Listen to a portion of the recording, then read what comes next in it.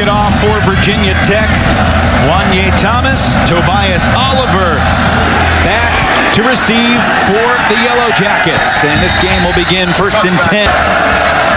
Moving into the starting lineup, and Jalen Camp got hurt. Graham keeps it. And he's not going to get to the marker. Met by Jamari Connor with a boom. Virginia Tech sorting that out and limiting his opportunity to get the first down. Presley Harvin kicks it away, and fair catch called for by Tavion Robinson. Foster overall in his 33rd year at Virginia Tech. He's got a few regular season games left, and then who knows, maybe a ACC title game. As Graham flips it, it's incomplete. For Graham to make a throw, just did not recognize the coverage. Had man coverage and a shallow drag that was wide open. Tremendous hang time on that kick. But here comes the electric Tavion Robinson. And he will trip up. Second team All-ACC was Hazleton a year ago. The reverse.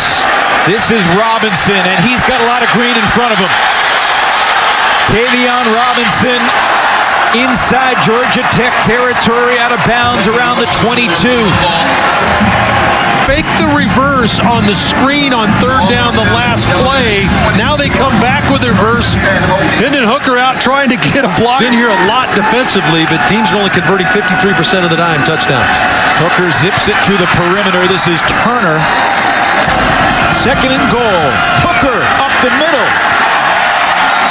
Touchdown. The signal from the line judge, and Virginia Tech strikes first. By the back, you see McLeese is going to lead him up in the hole, and then Hooker is able to pop. 3rd down and short.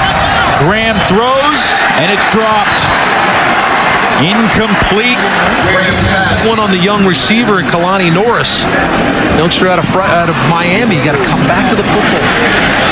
Fair catch signaled for and made by Tavion Robinson.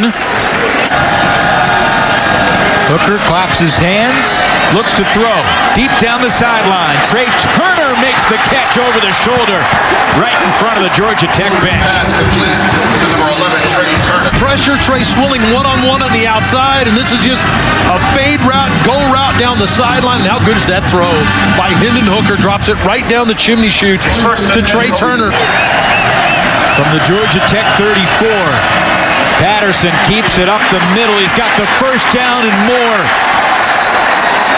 On a 3rd and 8, he runs for 19. One thing this kid can do is Patterson is 6'4", 245 pounds. Get out of my way. He can do this. 15-yard run for Patterson, and now Hooker. Back in there. Fakes the handoff to Turner.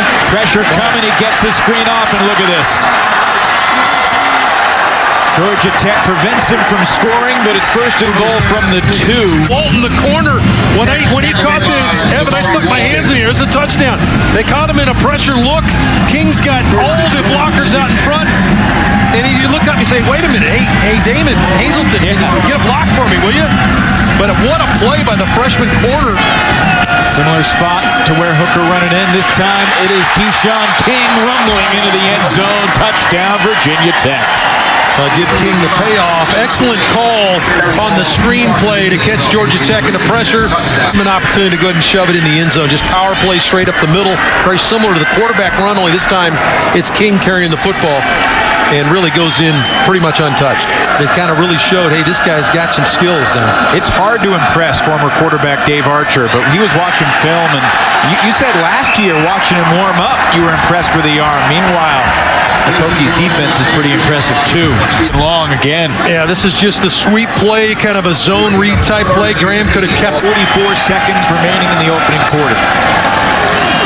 Hooker back to the air. This one's complete. 1st down and more. It's James Mitchell spun down at the 47. Amazing what the Hokies have done, considering their struggles in August and September, the way they've played in October and now in November.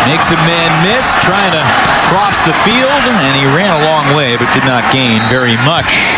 Fuente joked that he owns the only Hokie flag in Pawhuska, small town Oklahoma. He says he lives and dies with every Hokies game, still married to Justin's grandmother, who's 92. Georgia Tech offense, then led by Paul Johnson. Now Dave Patino, the OC for Jeff Collins. Yates steps up, pulls it down, and meets college contact in the form of 3 Hokie defenders. He wasn't the only one. He'll get credit for the loss and the interceptions, but he wasn't the only one that struggled offensively. Patterson took a lick, but he had given the ball away to King. Patterson to throw. Wide open down the sideline, complete. Keyshawn King. And he'll go inside the 15-yard line for another chunk play for the Hokies offense. In coverage, it's a little wheel route down the sideline, and he just gets lost. It looks like Dominic might have been in coverage with it. There shouldn't be any call on that. Up the middle and into the end zone goes Quincy Patterson. He's a bulldozer of a quarterback. Something that Justin Fuente's offense has always had is that quarterback power coming downhill with a big quarterback. And the narrative is going to be, after a magical, perfect script last weekend, the defense, who knows, 15 minutes away from a shutout here on the road. Is arguably the greatest defensive coordinator in college football history, but it certainly would be a storybook ending if they can finish it the way they're talking about finishing it. From the 20-yard line, Tavion Robinson takes it to about the 39. Second-team players are in the game, as has Georgia Tech. Yates under pressure. Shows some escapability until he's brought down by Alan Tisdale. It's immediate pressure through the middle. Just a quick win to the middle of the field, and I'm not sure what was going on up front. Georgia Tech kind of turned. From Carter after the catch, and that is Georgia Tech's longest play of the day, and they'll lose a few on the next one. Christian Malloy brought down by Holyfield. Has been all over the field today as a number of the second-level defenders, but here he is just on a run-through by the linebacker. They did in the past under Paul Johnson offensively. Triple option to the pro spread, and Alan Tisdale nearly had a pick 6 of his own. Good for Yates and a heck of an effort by the young man to get the first down. So the Yellow Jackets keep it, and welcome to college football, Jordan Yates. Wild now. Got a young quarterback and a young linebacker, and he's introduced himself a couple of times to Yates. And all of them are trying to get to the ball. Here's a deep shot down the sideline, and nothing doing. Now they're going to back out of it. They called off the blitz. It's going to come from the other side. Here it comes. Yates got away from the first man, but not another. And that's Virginia Tech's 4th sack of the game. Deshaun Crawford with his 2nd of the year. Turnover on downs as Crawford, last week's ACC line. We saw Jamias and Jalen interact on the field during a spot of a 4th down call earlier. This is Caleb Stewart. Engel guilty of the 5-yard penalty, at least in the officials' eyes. And here's Stewart maintaining his balance down the sideline. He steps out of bounds, though. It'll be marked at the 9, 1st and goal, Virginia Tech. Third freshman, Evan mentioned, from Jacksonville, Florida, Ed White High School. Had just under 1,000 yards rushing last year, 9 touchdowns. Winding down, they snap it before it expires. Yates looking for the tight end, Davis. That ball dislodged by Chapman. Jordan Yates, in relief of James Graham, zips it down the sideline, and it's incomplete.